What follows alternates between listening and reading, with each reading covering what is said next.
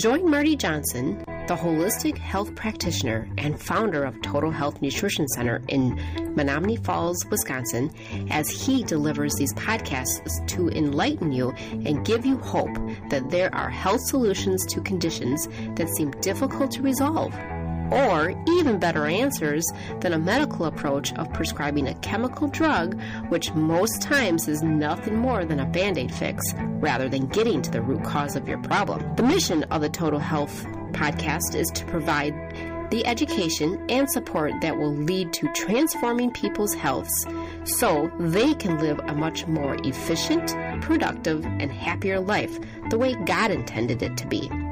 Join him now for his latest podcast.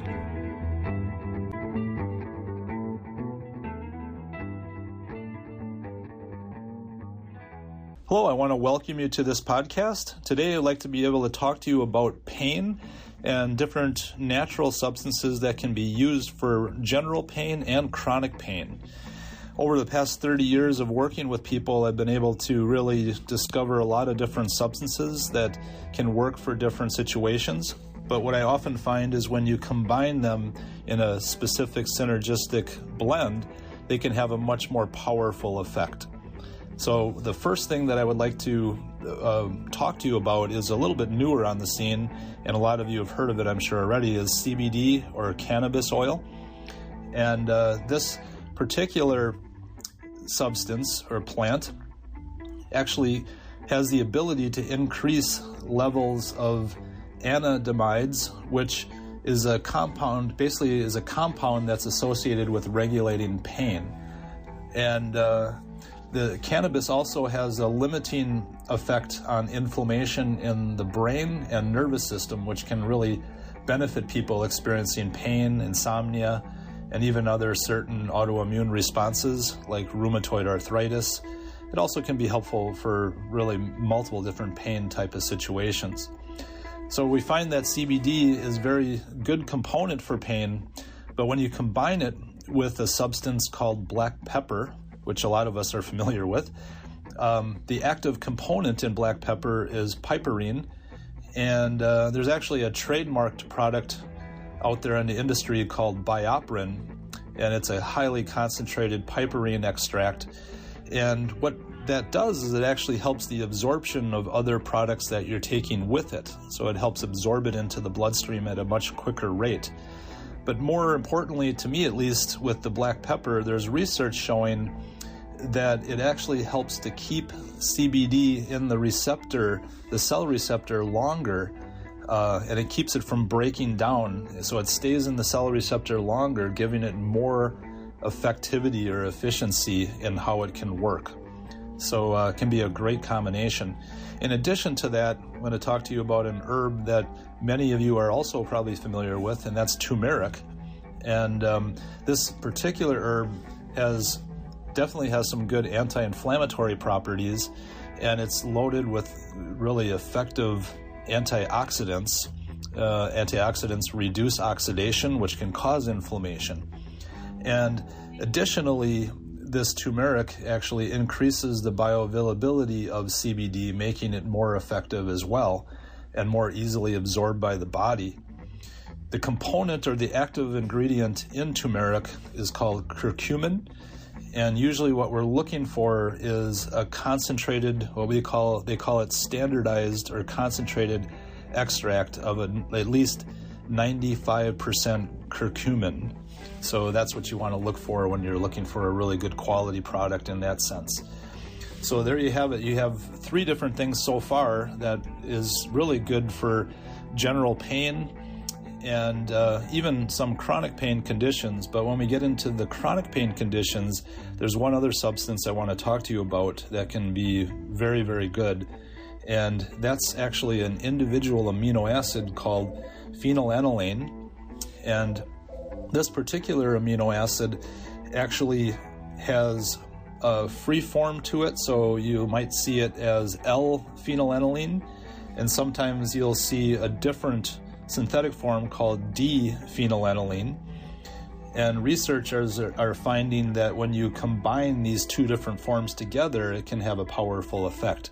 But let me give you a little bit more backstory on this. So the first thing that I want you to understand is that how the body deals with pain. So when signals of pain, like let's say you hurt your arm or something like that, so say signals of pain from a particular sector of the body reach the brain, so when the brain detects that something's been injured, it actually sends out endorphin hormones that are released and directed to that given point of trauma. So like man-made painkillers such as morphine, Demerol, codeine, they actually mimic this endorphin that the brain sends out, and that actually causes a loss of pain sensation, resulting from the body being saturated with that endorphin. In this case, if it's from a medication, it's actually kind of mimicked as an artificial endorphin. But this natural substance from a pain relief process, so that we have this natural pain release system that the body actually performs on its own, does not really function without complications, which means that it has been determined that certain enzymes in the body serve to destroy these endorphins before they actually reach the particular traumatized area. So there's enzymes that are working to break those endorphins down before they actually reach that area. So it really was discovered by researchers that if you combine the L form and the D form of phenylalanine, so they call it DL phenylalanine, it actually brought about the desired effects upon these enzymes. So these enzymes that break down these endorphins, it actually has an ability to act like a downfield blocker in a football game. So in a sense, what that means is that this amino acid DL phenylalanine actually kind of blocks these enzymes which impede their contact with the passing endorphins. Thereby it actually enables the endorphins to reach their designated area of trauma, which helps with pain. So research is actually indicating that the blood of chronic pain sufferers displayed significantly longer degrees of endorphin activity when they've been given this DL phenylalanine. And this is also true for the cerebral spinal fluid levels. So there's been proof that these endorphins stay much higher because of this blocking effect of the DL phenylalanine, which is pretty cool. So administering, this substance to the body actually helps with normalization of these enzymes, and it seems to be the reason for its amazing analgesic power for chronic pain issues. So how do you use this substance? Typically what we find with CBD, when we're using it for pain situations, we want to have at least 25 milligrams of CBD delivered twice a day. That's usually the best kind of way to do that. Usually with the Bioperin, 10 milligrams once a day is pretty sufficient. And with turmeric, it can really vary depending on different products, but I usually recommend doing at least, depending on the level of pain, maybe for a more or less severe pain issue, 300 milligrams of a standardized 95% curcumin product, 300 milligrams twice a day. More severe pain, maybe 3 to 4 times a day, I would take that. And then the DL phenylalanine, that particular substance we would want to initially start as a dose of about 2,000 milligrams. Usually this product comes in a 500 milligram dose in a capsule. So you would want to kind of phase it up, starting with phase 1 for 2 weeks, about 2,000 milligrams. And then you can go to phase 2, which is maybe about 3,500 milligrams, and stay at that for 3 to 6 weeks. Obviously, if pain is dramatically improving, then you wouldn't increase this. But if the pain is still not improving, then phase 3 would go up to 4,500 milligrams if necessary, and you can run that 7 to 10 weeks and see how things are going. Ideal levels for maintenance really is determined by the individual. So once you get to a point where the pain is under more control, especially chronic pain with D-L-phenylalanine, then you can start reducing it 500 milligrams a day until the discomfort slightly comes back, and then you know that you reached a threshold where you don't want to go any lower than that, but you might want to just bump it up 500 milligrams and stay there where the pain stays under control. So that's kind of how you want to think about this.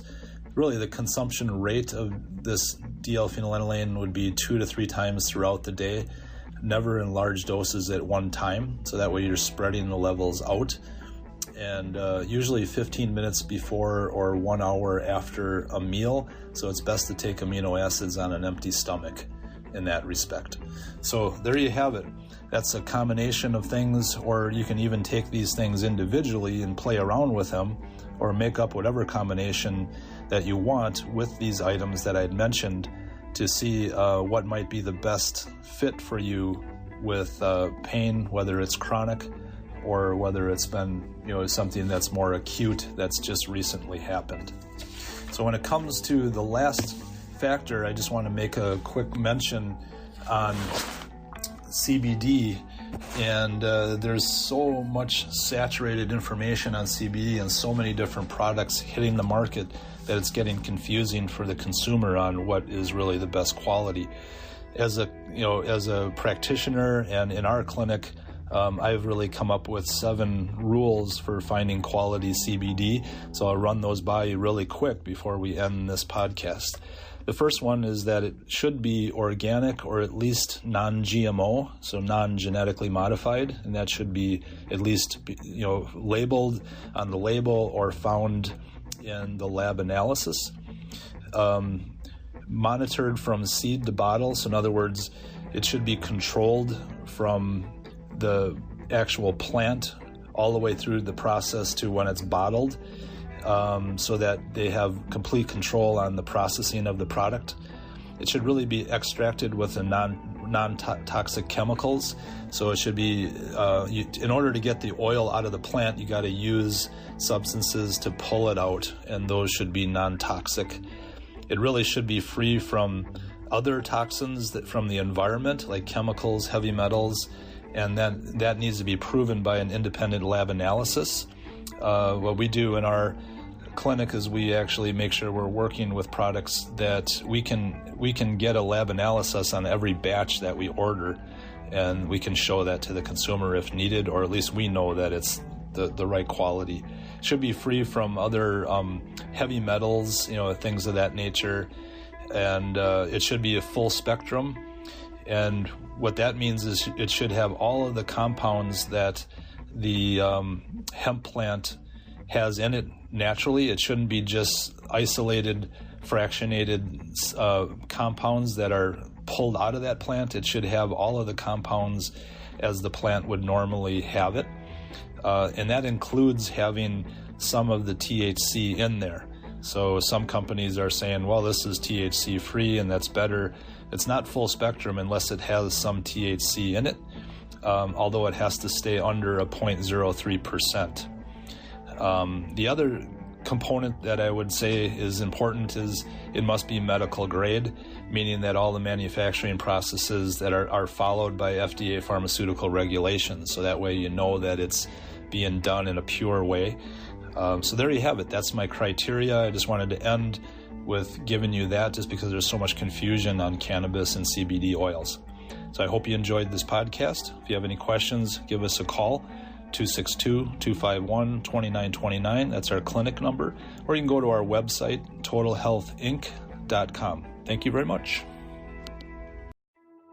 Thanks for joining us today on the Total Health Podcast.